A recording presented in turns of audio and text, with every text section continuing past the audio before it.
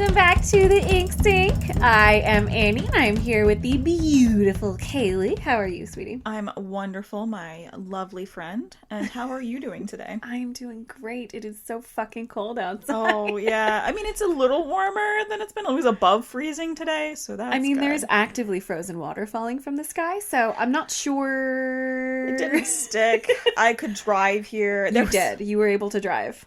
I didn't tell you before, but when I went to come over, I had to sweep off my car. Thankfully, it was still pretty loose. But There was a lady and her son. The son was really cute. He was very young.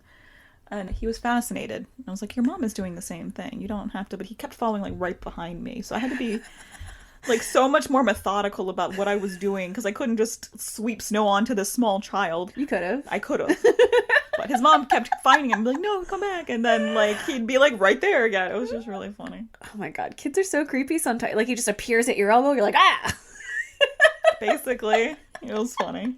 But he just was very enthusiastic. He wanted to support me. Look, when you get the opportunity to awkwardly stare at someone sweeping off their car, you gotta take it. Shoot your shot.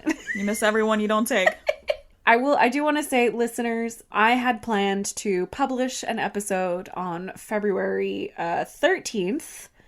You might notice it is a little bit later than that when this episode comes out. I don't know if I can apologize to you since I didn't tell you guys that I was going to be publishing one, but we're going to try and stick to our bi-weekly schedule from here on out. Kaylee and I both work. I'm in grad school.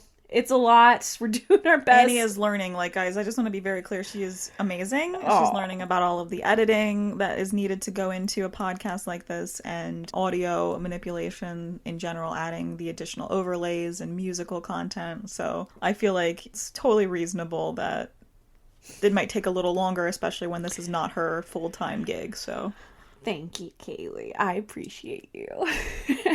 God, boo. But yeah, so we will hopefully have a more regular schedule moving forward. Thank you for bearing with us, you 7 listeners. We appreciate you. We're up to 7. Yeah, last time we recorded it was 6, and now it's soon. Our army continues to grow. We're gonna be so powerful. We hit the double digits.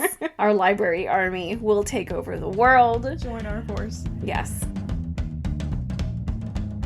We have a book sale piece of news that I wanted to talk to you about. I sent you this article from Esquire, which was about this group of crypto investors who jumped into an auction for an art book which had the production art for an unmade version of the movie Dune. There is, to be clear, there is a documentary about this movie. Yes. You can look up. The movie did exist. The movie has been kind of in a legendary status as a movie that tried to do the impossible because it wanted to film a bunch of things. They wanted Salvador Dali. They wanted in the movie. Salvador Dali in the movie, which should give you some idea of how ridiculous it was. This art book, which had the production art for this, was purchased for $3 million, which is several times more than the asking price. Which they had estimated would go for 40,000-ish. Yes, it is a rare book, but it's not that rare. There are several copies. There's 20 in the wild somewhere. Yeah, this group bought it, and then they put out a statement that said that they were going to publish it for free online, burn the physical copy, and then make an animated mini-series based on this book. Kaylee, why can't they do that? Because this is just a copy of the book, not the copyright of the material. I was joking with Annie. I'm still angry and confused about NFTs in general. I have all of the facts, and I'm still angry and confused somehow. And this group managed to raise up millions of dollars while somehow understanding less about NFTs and copyright than me. I have to say, the NFT situation seems to have a fundamental misunderstanding of copyright. So for those of you who don't know what an NFT is, it's just a crypto token. If you've heard of a cryptocurrency or any other type of crypto token, it's basically just that, but NFTs are usually linked to an image or a painting. And one of the NFT groups that was selling these tokens, linked them to some Inuyasha art, which they didn't own the copyright for. And now the Inuyasha people are like, excuse me, that's our IP. Like, you can't just sell our IP. Like, that's not how copyright works. In school, I'm in copyright law class right now, and I will say it is one of the more boring classes on the face of the earth. However, it is immediately applicable to this situation. This is hilariously timely, you for sure. You can't just do that. That's when you get cease and desist letters. Yes, it is. And that's when these guys are currently in the market for, because that's what they're dealing with right now. Yeah, so the follow-up to that story with the Dune art book is that they then eventually have been informed that they can't just do anything. They and just also shouted into the wilds of the internet, we're gonna do the thing. Yeah, and as a heads up, the book is actually also available for free. It is free. It's been available for free for like 8 years. You can log on to Al Gore's internet and see it for yourself if you want. It's in the tubes, guys. You can find it. Yeah, so they apparently have been meeting with a bunch of lawyers and producers and rights owners, and if they end up being able to make a Dune animated series out of whatever this kerfuffle ends up being, I will be very happy. Dune seems really cool. Like, it would lend itself to a cool animated series. I would be very interested, and it probably, at the most, I think it would be like the Herbert estate being like, oh, there's more gumption on like a miniseries now in a different fashion, and like they just did the Vox Machina miniseries that's done very well. Like, maybe the people that actually do have the legal right to produce this material will drive that forward. Yeah, and it's been getting a lot of buzzy news because it very much feels like it's absurd. It's just absurd. It's just like one of those news stories where like we're all really tired of depressing news, and this is just bros being bros. Nobody as far as we know of has gotten hurt, so we're all kind of like, hey, how did they get all that money? I wish I had that kind of money. They were just so optimistic. They really, I was so reading gorgeous. Like the original like what they said, and they technically didn't like promise anything, so they're fine, I guess, but like it's just like, I don't know why you thought this would work. Again, I'm angry and confused. Like, I acknowledge many of the facts about NFTs. I still don't get it, but I could tell you right away what wouldn't work. Again, guys, the sheer wholesome optimism of a bro is there's nothing more pure in this world. It's true. Regardless of the end result, it's great. They had good intentions. And like, it's really tough for me to be mad at them because something dumb happened, but also just like, I'm like, go get him, buddy. Good luck. If anyone can do it, it's you. You got the gumption. You got some determination. You got grit. I'm painting the puppy dog bro with a broad brush, but in my experience, this is all of them. Like, that's how they are. Yeah, if they're not like total shitbags, like it is legitimately like one or the other. They're it's like binary, total scum, or it's they're either just a finance like, a bro, golden retriever of a person. Yeah, I can't get mad. Yeah. Keep on keeping on, fellas. We'll keep you posted if we're gonna find out about another new Dune miniseries, I guess. Speaking of the thorny nature of publishing books, I do want to say for the next probably 5 or 6 minutes, we are going to be talking about the Holocaust. If that is something that you do not want to hear about, please fast forward. Unfortunately, it was a lot in the news over the past couple weeks, so we have to jump into it. There's a controversy about a book being published about Anne Frank, the betrayer of Anne Frank. This comes from The Guardian. This year, the book pointed a finger at a suspect in the Anne Frank case. This guy has passed away, so he's not around to defend himself. So they're really just going off of the evidence that they are able to find. I mean, I haven't read the book, but it seems like there was just a huge backlash to the book itself coming out. There was a 60 Minutes episode on it. And a lot of historians are saying this is shoddy research. A lot of people are saying, I don't believe that this person did it, or they have other theories. So the publisher is pulling back and saying it's going to delay some of the publishing events, and it's going to delay the actual book launch and do a little bit more research and probably republish it a little bit later. Yeah, it's interesting. Like, so there was like a research team that was part of initial investigation that went into the information that is collected in the book. And at least one of them have responded and said that they felt that the facts were stated and also caveated appropriately within the book. So they're not really sure what the issue is, but it says within 24 hours of the publication, like this must have been an early pre-release or something. I saw the reaction pieces, but nothing about the actual launch of the book, and I haven't had a chance to read it, obviously, so I would be interested in seeing the edition that they're responding to. And yes, you're 100% correct. The person that was called out in the story died in the 50s. That doesn't necessarily mean that he has no family. Definitely, especially with the contentious nature of cultural approaches to discussions on the Holocaust, the deep and reasonable wounds that still remain. You don't want to point the finger at like a person's family or draw a target on people that may not have anything to do with. I do want to just, if you've never read The Diary of Anne Frank, or if you weren't in the US maybe, she was a teenager during the Nazi occupation in Amsterdam in the Netherlands. Her family and some other Jewish refugees, they were sheltered and hidden after the Nazis arrived in Amsterdam, but at some point the Nazi forces were made aware of their location and later died in a concentration camp. Tragically, I mean, all deaths in concentration camps were tragic. It's tough to even talk about it without getting emotional. The book will make you cry. Her diary did survive, and it was later published by her father, her diary of her time in hiding. And it is read in classrooms all over the US, at least.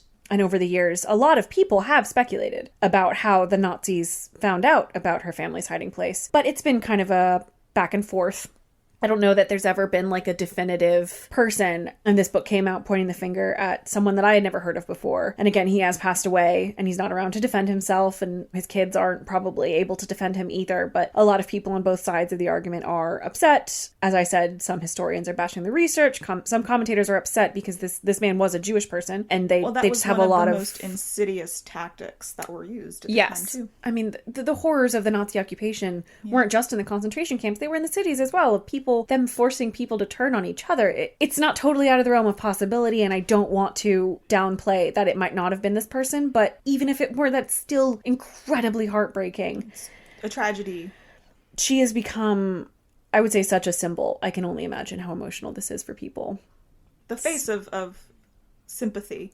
And so many victims who just, we never know their names, never heard their names. Couldn't. Yeah, they burned all the records trying to prevent people from acknowledging or seeing the truth of the awful atrocities that they were committing. And unfortunately, we have to stay in the Holocaust for our next story as well. But after that, we're done. If you want to just skip forward again 5 or 6 minutes. A Tennessee school board has ruled that the graphic novel Mouse, which is an account of the Holocaust, should be taken out of an 8th grade curriculum. Collectively, the book reading populace of America seems to have said, this is the stupidest thing I've ever heard.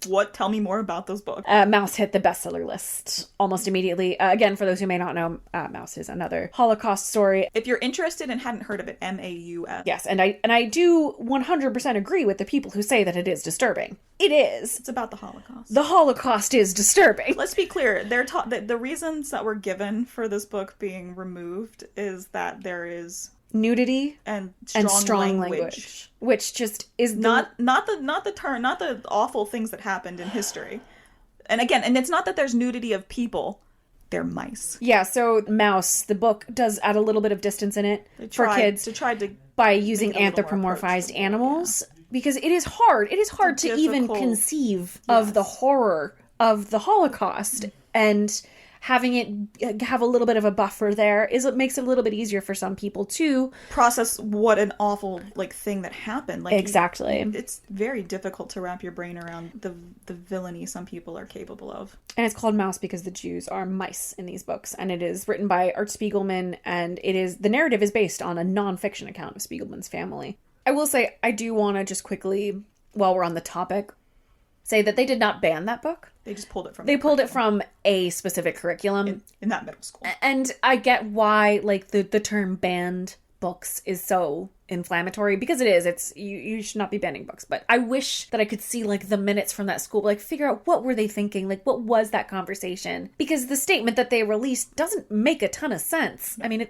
and I was just thinking about when I was reading the original article to the comic shop response. Yeah, there was a comic shop in Tennessee that was just come buy our Mouse copies. They're subsidizing it. They were going to loan it. They were going to just do straight up free loans, and then they were actually able to collect GoFundMe support came in, and they're going to and they're working with the publishers to just purchase copies they can distribute to students. Yeah, I don't want people to come away with the impression that Tennessee is just backwards or whatever. There were some weird decisions made here, and there are still people that have common sense.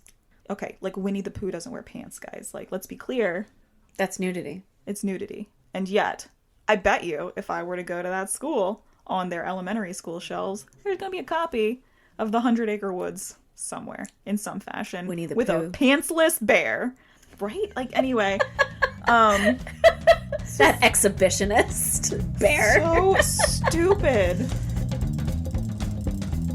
We've talked about pre-printed scientific articles before. I don't know that I published this episode, but It's such a great, I love this discussion and the fact that this article addressed what we so recently had an issue with. yes. So we've said that pre-printed articles are kind of vaguely untrustworthy, but now we have some hard numbers on exactly how their conclusions have been changing from preprint to actual publication. Anyway, yeah, so you, had you heard about preprints before we had talked about it, or was this something that you had just learned about when I brought up how angry I was about it? No, I mean, I knew about it because of the issues that came up with journalists using them, specifically during COVID, and like the nod and to and against using them in a situation like this, because we are, as a culture overall, and this is just like a global society, should I say, like we've got so much technology available to us and so many avenues that haven't quite caught up with their protections against misinformation, or not even necessarily misinformation, but evaluation of ongoing maybe investigations or experiments or criteria that is still coming through from, say, the initial study groups or whatever. And that, like, I understand how we got here. It's just journalism's just having a rough time of it, guys. It's not been great. So, Annie, tell us more about, like, preprints. Like, I don't know if we published this previously. Why don't you... Yeah, I mean, in general, I think everybody knows, like, there are scientific journals out there. They publish scientific studies that are thoroughly researched and peer-reviewed, and a lot of times they are behind a paywall. But during the COVID-19 pandemic, the scientific community kind of got together and were like, this is an emergency. We need to have a much faster way of getting information to people, because the peer review process, the publishing process, the process of doing and redoing experiments, it takes a while. It can take years for a study to be published. And the scientific community, especially the medicine and chemistry communities, were like, we need to speed this up. So what they did was they just started publishing their studies before they were peer reviewed, before all the data was in. Well, some of them before all the data was in. The good ones all had their data in, but they were just being published pre-review. So those are called preprints.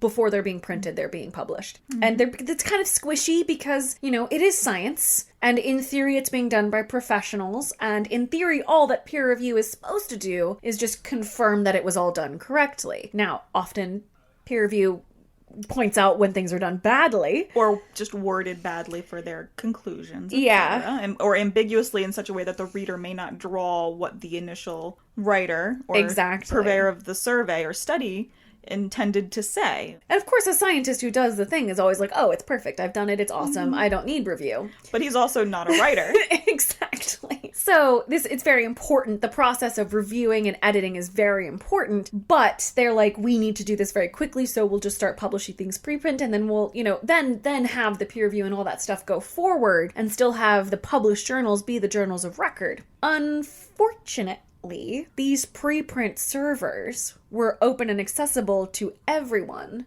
which means that normal, average, everyday humans, including journalists, including people who didn't understand how all this worked, were just accessing these journal articles. That they had gone through the process. And assuming that this was hard, proven science, and then reporting on it as if it was hard, proven science. So we got this one from the Journalist's Resource.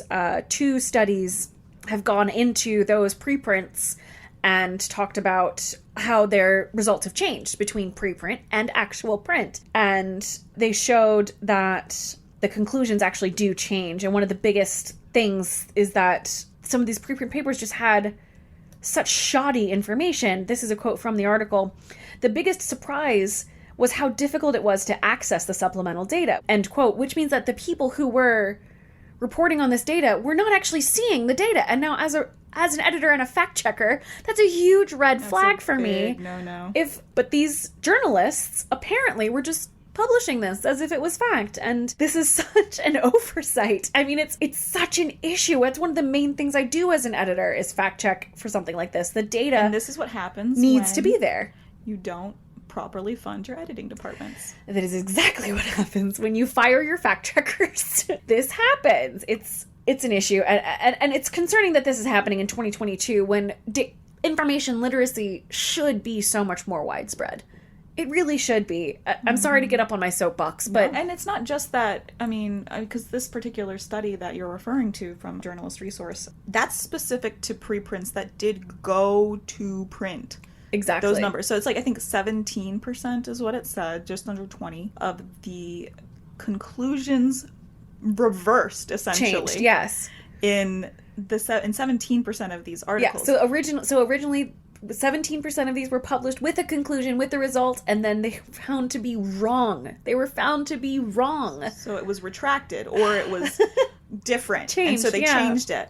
So, and this study doesn't include the ones that were just as preprints retracted or never published. Just never published. We've talked about some of the crises that are happening in scientific papers, scientific academia right now, and this is just one more. They're calling it the preprint crisis in scientific circles. And there's no easy answer, because if you suddenly take all these offline, then there will be backlash. If you start labeling them differently, I mean, maybe people aren't even reading these labels to begin with. Just making sure that you are aware of what you're citing. It's very, very important. We are going to jump into our favorite section our favorite news section, women and minorities being badasses in publishing. This comes from Publishers Weekly. HCCP is launching a platform for Black Christian voices. Apparently this is one of the first ever platforms that is specifically geared towards Black Christian voices. And I will say, like, Christian voices in publishing are a minority. This is something that this is not a huge market, so I'm very, very excited for them to continue. And I mean, when we say that it's not a huge market, I think that the market itself is probably much larger. The audience is probably much larger than it could be. Than it has been. Yeah. Like, probably we can segue into. Yeah. Related. But yeah, I think that this, market research, market outreach, whatever you want to call it, has not been just provided. Publishers Weekly also reported that in industry news, sales rising for Christian retailers over the past several months. Apparently, when the pandemic, a lot of Christian bookstores are just for the first time getting online. Oh yeah, which is bonkers. I have thoughts. Not all of them. I mean, they almost certainly had websites of some sort of variety. Sure, yeah. Before. Some of them had websites of some sort of variety before. I think it's a combination of things, and I just say this from having older religious family members. Yeah, I'm not a religious person, so I have absolutely no idea what's going on in this market. So it's a combination of things, in my opinion. So the numbers in question were comparing 2019 up through 2021, and the growth, just finding out a fairly astronomical growth. And so, throughout the article, it's from Publishers Weekly, as Annie had said, they're talking about how, like, genuinely during the pandemic, a lot of these places recognized, because everyone else is doing it now, there was more resources potentially available. Just the sheer conversation happening kind of kicked it off to do digital outreach to their audience, to their target market. In addition to, they had also set up things that made it easier for their audience to engage with them. Like they had online ordering, or order and pick up. So order online, pick it up in the store kind of deal, to make sure that they have the book that you want or the thing that you want. And apparently they just started in a lot of these Christian bookstores. So it's just fascinating that, like, it took this kind of kick in the butt to do that. And then immediately, as with almost every other untapped market, oddly, sales and profits surged. So weird. If you put literally any time into telling your clients that you have ways for them to make the purchases they want to purchase. So it was also interesting, though, that it's just a little fact. Bibles were only 8% of their sales, but 23% of the sales dollars. Y'all buying some deluxe Bibles. Bibles are expensive, apparently. Gold plated, because that's actually true. They do line many of the editions have gold edged like pages. Real gold. Yes, I've never bought a Bible before, but I had assumed it would be like comparably priced to a paperback. They can be. Is that blasphemy? I don't know enough about religion to know if that was a horrible thing to say. No, it's not like that. They just have books. It's fine, but like apparently, like there are like, and I knew that you could buy real fancy Bibles. Yeah, right. It just seems, I genuinely think if you were to say something in this conversation is sacrilegious, it's not going to be the Bible that is approachable to everyone. That's all I'm gonna say. I know that Martin Luther wanted us to have like a trade paperback Bible. That was one of his 94th That's when theses. He nailed it into the wall. He said, I want this to be accessible. And he was right. He made it accessible. That's exactly what Martin Luther did. And that's the end of our news. And moving into our favorite non-news section. Kaylee. Ma'am. What are you reading? So I did, just last night, pick Gideon the Ninth back up. But I haven't gotten too much further into it. I apologize. But before that, I actually just dove back into some poetry, to be honest. Yeah? So one of my favorite short collections, it's very, very good. It's called And Her Soul from Nothing. It is a feminist, modern book. It's not huge. It's relatively thin. I really like it. It's one of the good ones in my opinion. I read it when I was in college, so I had picked up a digital copy. Coming to terms with life and the people in your life and stuff. So it's again modern poetry. It's not lots of rhymes or anything, so I apologize. Never apologize for your poetry, Kaylee. I think that it's got a lot of value just for like the nature of sparse details contributing a lot of emotion and emotional development. But then, so I was reading that again because I just needed to reapproach my poetry roots. And then I jumped back into Gideon the Ninth and Gideon getting her ass kicked. As she often does. She often does. So, just restarted that one. Still, I loved my poetry book that I had reread, and I'm really enjoying, of course, Gideon the Ninth. Looking forward to crying my eyes out at the end, I'm sure. What are you reading, Annie? Oh, I am reading Vicious by V.E. Schwab. I think I told you about it a little bit last time. It's one of those books where the timeline is split. So it's like one chapter you're in one time and another chapter you're in another one. So the main character is the same in each one, but like in the modern day one, he's a psychopath ex-con and he's in like this prison break thriller. And then in the 10 years ago time, he's in this like dark academia science paranormal mystery. Like I haven't gotten very far in it. It's really, really good. I've also been just, laying my head on some fanfic lately. You talked about Vox Machina earlier. I've liked it a lot and I am looking forward to getting into some of the fanfic for that as well. Yay! Really good. Yes. Okay. So I just want to be super clear that they have a graphic novel. If you're interested, do they? Okay. They are probably going to do the same thing with their season 2 characters at some point, at least for the novel, the graphic novel. I don't know anything about Vox Machina. I'm told that it's based on like some specific group's D&D campaign. Yeah. So I guess it's a famous group of D&Ders. Okay. Dungeoners? Dragoners? Delvers. That's a good one. That's a good one. I don't know if there's actually yes, it is a Dungeons and Dragons campaign, but so basically this particular crew, it was actually there's a crew of voice actors. Oh, okay, that makes sense. Yeah. Are they the voice actors in the show? Yeah. Gotcha. And they might be some of them, just not all of it. Like, okay. I'd have to go back in and double check. The voice acting is pretty good, so. Yeah, that's just it. I mean, they're in the show, but like they're not like the whole crew. Right. So the show itself is Critical Role. That's the team. I've heard of this. I have not watched it, but I've seen the memes and I've liked them. Yes, they're fun. Yeah, so it's an existing world that Wizards of the Coast has established, but Matthew Mercer is their GM, their game master, and he has done a lot of work across the board. Is this a new thing? When I was playing D&D, it was always DM, Dungeon Master. Is Game Master like the new word for it? Yeah. Why? Is it because we're not always in dungeons?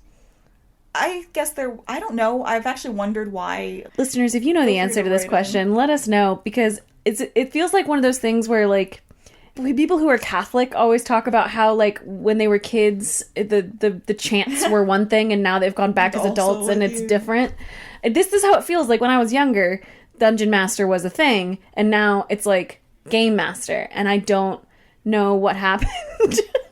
But it seems, yeah, like you said, like no one's talking about it. Like what did we miss, Kaylee, while we were off doing other things? Right? I mean, I had to go to college at some point. Yeah, guys. And like I know we had I was to, working. I couldn't. We went away I to couldn't just play Dungeons. Like and Dragons. Steve from Blue's Clues. We went away to college, and now we're back, and we're doing our best. So as far as I know, Okay. the game master Matt is voicing maybe at least one of the characters, and all Okay. of them are voicing their own characters. Okay. But they've got a huge cast, and they've pulled in a lot of really other big names. They're all friends that they frequently people that have also guest starred on their show. It's a very fun group, frankly. They've made me laugh so hard I've cried, and now they've got their own Twitch channel, YouTube channel, etc. And it's all under Critical Role. They do have a bunch of other things. So You said there's a comic book? and they've Awesome. got gorgeous art books. Cool. I've got the You first know I love an art book. girl. Physically, though, not an NFT. But no Can I problem. tell you my pet theory about all this money sloshing around in the NFTs? My theory is that the vast majority of these people bought back when Ether was like $50. So the money means nothing to them because it's all profit. Like none of it matters. Yeah, that's fair. That's my theory. I don't know if it's true, but it seems plausible. I honestly Because they are think acting like the money doesn't matter. could genuinely just be very rich. Like that Yeah. is here's $20, Maybe. go see a Star Wars, basically, Maybe. or whatever. You know, like that level. How much could a banana cost? $9? How much could a banana cost, Michael? I've never watched that show of my own free will, but it is very funny. Yeah, that's such a good way to put I'm so not into cringe comedy. It's just not my thing. physically hurts. I love the memes. The memes are great. The memes are awesome. I'm just not into, like, Guys, humiliation is not funny for like me. I get that it's funny for a lot of people, but it's not. It's same thing with like people falling down and getting hurt. That's not funny for me. No, Jackass isn't great. I don't know what it is. I mean, I don't have any issues with people watching it. Like, it's fine. It's just not my thing. It makes me feel horrible, and like Yeah. I need to go like hug someone because I feel bad. You feel like you need to scrub your skin out on the other side. Or just like hug someone and be like, it's okay. And they're like, I'm not hurt. And it's like, I know, but I can't hug the person on the screen. I'm not even the mom friend. Yeah, no, it really hurts the mom friend. And I like say you, as the mom friend. You are the mom friend. I can only imagine how bad it is for you. It's so painful. I have seen, there are some movies that I can't watch. Like, I bet. speaking of rom-coms, especially from like the 90s or early aughts. And Yes. Drew Barrymore has some films that I cannot watch. They physically... People who are into cringe comedy, like, you are a special breed of super person because I get so cringed out. Like, I can't. The other day someone brought up the movie Anastasia and I realized I was haven't just thinking watched it in a of Batty while. and like... Oh my god, his and just little Rasputin number. in hell, like just dropping bones, and you're just like, what the fuck? This is a kid's movie. It's so, I love Rasputin as a character. He's such a, What a fantastic Insane figure. human. Like, how did this man actually exist? Did he just have like was he a triplet? Did he has die like 7 times? crazy eye, and like every picture of him, he looks insane. Like, who trusted this man with children? The queen, the Tsarina, apparently. Out of her mind. And Oh my apparently God. he was just like a nympho and Oh god, yeah. just banging everything, and they trusted him with children. He was a biblical scholar, Annie. Crazy. He had crazy eyes, Kaylee. He had crazy eyes. He was no, I mean, like, I don't even necessarily care about his eyes so much as the reports that he was. He didn't bathe. Nicely, He didn't He bathe. was unkempt. Ew. Apparently he Unhygienic. smelled like, what is this man? How? Like, how did he do the things that he did? Like, alpha male out deal with there, it. guys, you think that you are hot shit, but think about this man with crazy don't- eyes who didn't bathe and got top tier Tsarina sex. You got nothing. You got no game. Get out of the gym. If you can't walk up to someone Unbathed. unkempt, unbathed, your teeth not brushed, your hair not brushed, Ugh. stench, with crazy eyes, and still Bang the hanging out. Tsarina. Then you got clearly, your game is not good enough. yeah. God, You are not Rasputin. Russia's greatest love machine.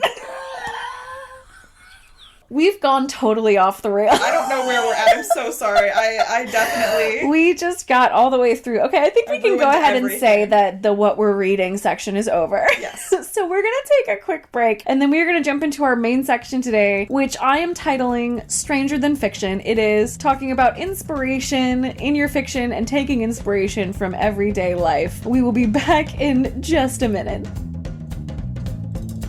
Welcome back. We are jumping right into our main section today, which is Stranger Than Fiction, finding inspiration in the real world. Kaylee, how do you usually find inspiration in the real world? Oh, I mean, we've talked multiple times about how my life is occasionally a sitcom.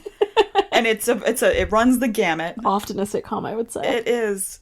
I've seen many cartoonish events happen in public that I just would never have just believed. Today, where you'd had like a small follower when you were trying to wipe off your car. Oh my gosh, this little child was adorable, but like genuinely made it very difficult for me. Thankfully, sure. my life is usually not aggressively negative aspects. Like I've seen like a Looney Tunes style like a vulture slide down a wall because she didn't quite stick the landing. Really? Oh yeah. We did like a castle show, and I was just like, nobody will ever believe this happened in real life. This is something you see legitimately on Looney Tunes, because she went splat and slid down the whole thing. Are you and serious? Then it's very difficult for them to get going again. Like, she just waddled around until her handlers came and picked her up. Well, yeah, I mean, she ran into a wall. She was fine. She was just a little embarrassed. I told you about the museum the other day. Yeah, that's right. That was really funny. That's incredible. So if I wanted to just write domestic, I could write for Hallmark or Disney. I could also write, or I told you, I've got multiple script ideas. I'm just very lazy. I just need to write them. But I could, based on Stranger Than Fiction. Yeah. We have this man, the spine collector. This alleged criminal. Mm-hmm. This person who is the alleged spine collector. Or that's the name they're calling the person, and they think they found the guy, and he's, it's undergoing the trial right now. So his behavior, odd. So odd. Reasoning, pretty mundane. Anyway, we don't know why he was doing what he was doing, so there's tons of room there for a fiction story, I feel. So anyway, I'm gonna come back around to the fact that this man is boring, and I'm gonna give his crime a better twist. It's gonna be like a training ring for. Yeah. What would your story be? Tell me what would your like plot be? Like give me your outline. All right. So there's like a younger son, like heir to the king, heir in a spare sort of deal to like an existing crime family, and like the other, like the younger. The spare is like, I can do it, and they're like, no, and he like takes his crew off and like figures out how to get into the new market and helps bring them out of like the old like shittier ways of doing. I don't know. How would he do it? Would it be like heist style, like Ocean's 11 style, like get a crew together, or would it be him on his own, like a lone wolf? So I think it would have to be a combination. No, it would be a crew, and so just to keep it interesting, it would be a combination. So like initially, it would just be like we were talking about social engineering tactics and training people up and learning and like having more of a psychological kind of thriller. So he's like starting his own thing. Well, then you'd have to follow one victim throughout. Mm-hmm. Or not? Yes, like, but it'd be more like leverage style. So it would be maybe a couple episodes or something, but like not like for a full season. Sure. But then you can't get one, and then you have to get that one. So then you have the physical heist, just to keep things interesting. I love that. And then they have to figure out like these are totally different, and then that's where his family comes in, because they've got more of the hard skills than the soft skills. Bringing it all together. I like that. That's a good one. Girl, I'm ready. Disney can also hire me to write Tron 3. I've had an idea for over a decade. Yes. And it makes perfect sense. Absolutely. I mean, Kaylee and I bonded over our love of the Tron franchise. I want to say my favorite story that I found, like my favorite headline, it's from the New York Times. It is, plagues strike Egypt. Sudden floods, then 4-inch scorpions called death stalkers swept from the desert burrows. Hundreds, if not thousands of scorpions skittered into villages, stinging at least 503 people. That's a real story that came from November 2021. I had not seen that. Oh my god. And I was like, immediately, there is a post-apocalypse story here. This is like 100%. I immediately had a vision of that scene from one of the Resident Evil movies. I think it was Resident Evil 3, when the crows just come and attack the survivors, because the crows are now zombies because they've been eating the infected flesh. Of course. That would be an incredible scene in the middle of just scorpion. Oh god. Because of and apparently it was related, like the flood. Oh yeah. It like flushed them out of wherever they were. So, and then the scorpions stung 503 people. Bonkers. Well, there was that interesting like potential suggestion on why like the original plagues could have been triggered by a drought. And it's just like droughts and then floods and and it's not saying that that's definitely what happened, but like it seemed a fairly reasonable series of events. I mean, I'm sure even now there were probably people going, this is God punishing us or whatever. Yeah, I mean, not to be too on the nose, but like we were in the middle of a like once in a life, hopefully fingers crossed, knock on wood, once in a lifetime pandemic. I mean, who would have thought that all the events that have happened that we've seen recently would have happened? Oh, yeah. Half of the plot of Watchmen is that in a crisis people band together. Turns out we don't. Turns out we get really mad at each other and blame each other and just angle our anger at each other. And I think that's really interesting. Like when you're writing, it's really easy to be critical of yourself, I think, especially when you're writing fiction. You're like, oh, this is dumb. People wouldn't act this way. But I mean, honestly, the point of every fiction story is tension. It's two things that want to exist together but can't, or two things that can't exist together but want to. And there is that tension all around us. For example, the scorpions wanted to stay in their little holes, but they couldn't. And so they came out and attacked everyone. And then they were much scared. They were much more scared of the people involved, and that's why they were attacking. Exactly. They were much larger than the scorpions. Yeah. Going back to like finding inspiration, I think there's like, what is it, the Einstein quote? Inspiration, it's genius is like 90% inspiration. Getting anything done is about finding inspiration. And again, truth is stranger than fiction, because fiction has to make sense. Like, I just want to, that's right? the end of the section title, good. to be honest. Like, because stuff happens in real life, and you would, if it happened in a novel, you'd be like, no, that's too cliche. Yeah. This doesn't actually happen. Right. No, but it does. Yeah. But it doesn't, you can't, that's what I'm like, nobody's ever gonna believe this happened to me. Yeah. That we were just walking through the museum and some random lady came up and asked to take a picture of our baby. Because the baby was just so cute. It was very silly. People don't really do that in public. Yeah, they do. Apparently they do. And specifically asking to hold the baby up next to the artwork because the baby is extra cute next to the artwork. Like, that is such a funny story. I cannot believe that really happened. Guys, Kaylee has photographic evidence that this happened. It was so Some lady funny. just walked up to her family and were like, your baby is super cute. Can I take a picture of how cute your baby is? And they were like, sure.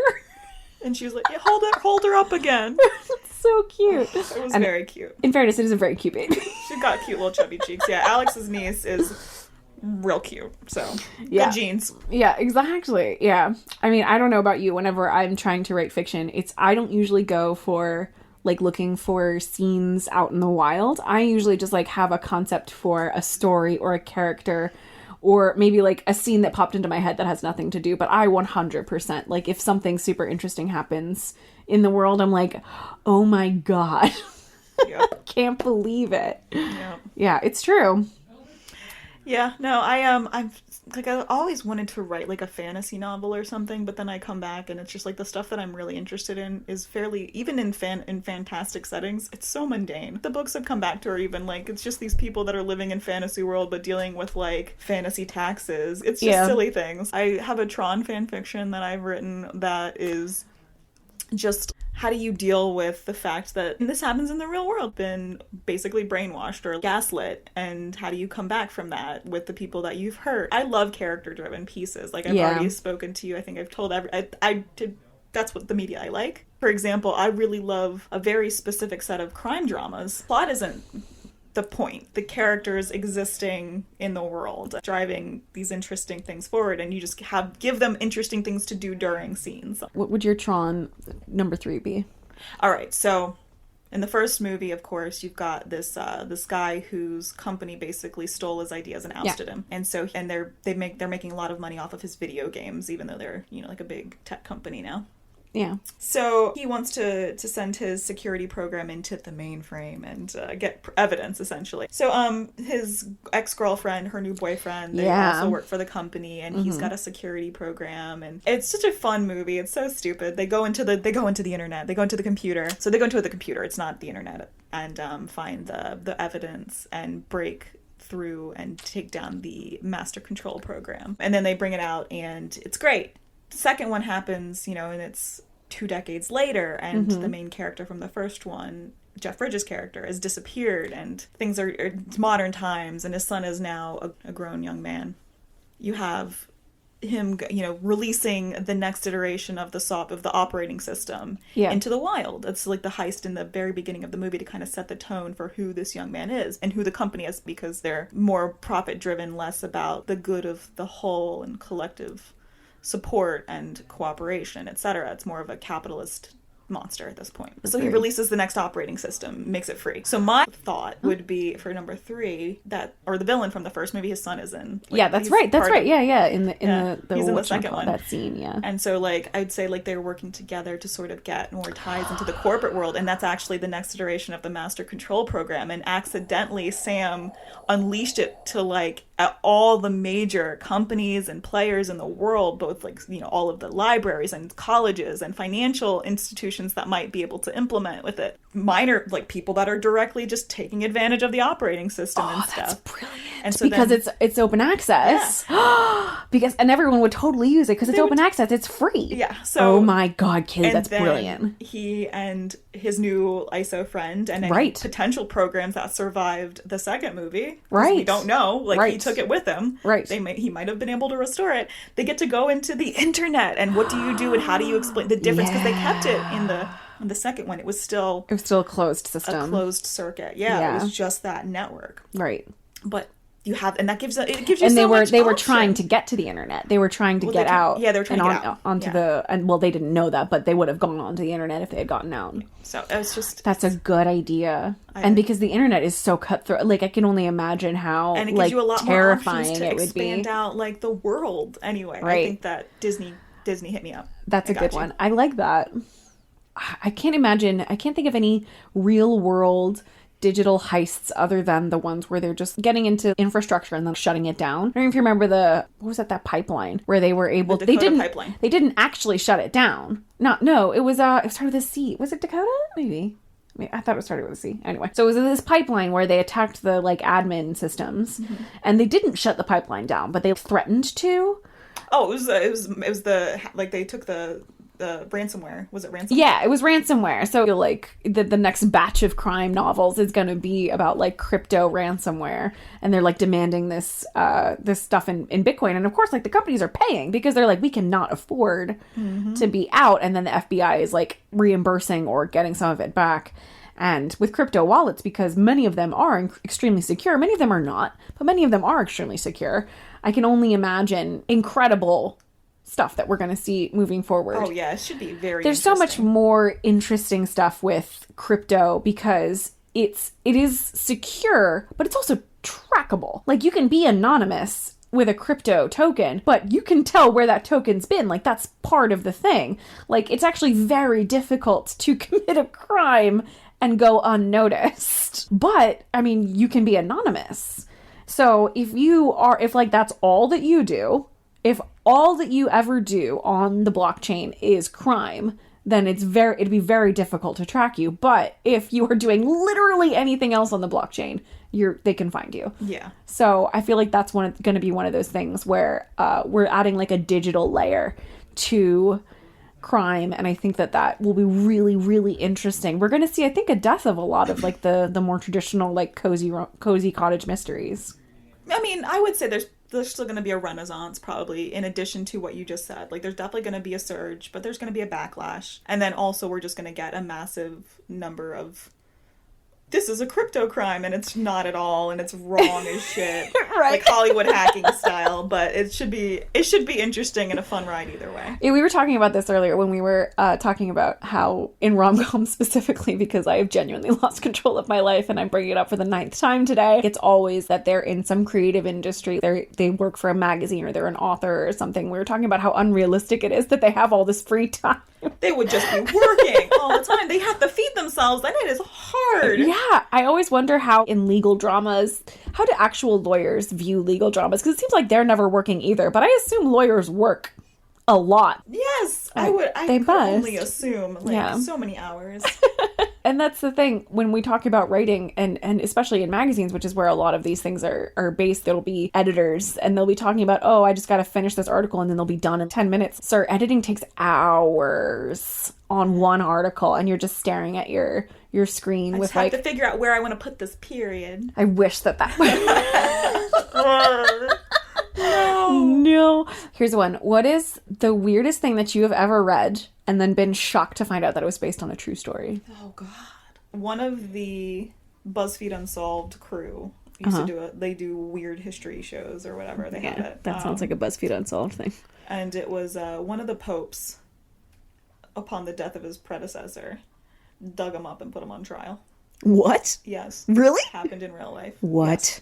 That is so fucking creepy. Yeah, it was his rotting corpse. Oh, that is so was gross. A while after his death. One of my favorite ones is, you might have seen the trailer for this. It was a show called Gentleman Jack, about this woman who lived in the Victorian era, and she wrote extensive diaries. So she's a real person, and we know a lot about her life. Well, we don't know how she would have identified today, but she dressed in suits. Mm-hmm. And she was attracted to women, and she took a wife, and she negotiated with her wife's parents, and they had the whole like dowry and everything, and her parents were like, well, we want to make sure she has a good life, like, can you provide for her? What, obviously her name is slipping my mind, but it's like such a cool, interesting story, and it really, really happened. And a lot of what we know about England in this time period is from her diaries, because she just kept copious notes. It's very cool. I did learn something interesting recently. That was when I went to Williamsburg over the summer. The laws were changed after this to prevent this from happening again. But a slave converted to Christianity and then sued successfully for her freedom, because she didn't think it was legal for her to be a slave anymore under the laws, and she was correct. In Williamsburg that happened? Oh my gosh. Yeah, it was in the colonies, in the original colonies at the time, and I believe it was in, That's amazing. Local. So it was, and then they changed the law so that... There's so much story out in the world. Half the time we don't even need to write fiction. I love a good narrative nonfiction. That's a good point. I don't read a lot of nonfiction, but narrative nonfiction is always really interesting. Have you read Devil in the White City? No, I have not. It's about the 1893 World's Fair. The one with A.J. Holmes. It's really, really good. Eric Larson is an incredible writer. I love his stuff. The Devil in the White City. Okay. One of the things that I feel like fiction writers hit on almost more than nonfiction writers is writer's block. When you're creating something out of whole cloth, it's so hard to maintain that momentum and just be that creative all the time. Well, because you're responsible for everything, which is why fan fiction is an outlet for a lot of people, because you don't have to come up with the entire world. You just have to pick the things that you like and run with it. And you read something that even has like a vague character related to something that you're writing, and you're like, oh, that's how that person would behave in this situation. Maybe I can go back and write out that scene, or write out that plot point, or something like that. I think that's something that's really, really valuable. Keep an eye out in your life, because I'm sure absurd things happen to you too. It can't just be me. If you are listening to this, what I want you to do is send us in your sitcom moments. What is the weirdest thing that has ever happened to you in your life? Even if it sounds unbelievable and you think we're not going to believe it, we promise to believe it. We do have an email address now. It is inksyncpodcast@gmail.com. You can find us on Twitter @the_inksync and on Instagram, inksyncpodcast. Thank you for tuning in today. We hope to have many, many more episodes with you coming soon. I have been Annie. I am Kaylee.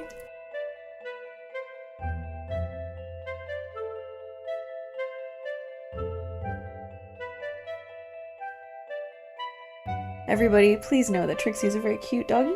And this is a Trixie fan podcast. She got one broken ear and one good ear. Oh, baby, oh, so cute. So cute. Good girl. Purebred good girl.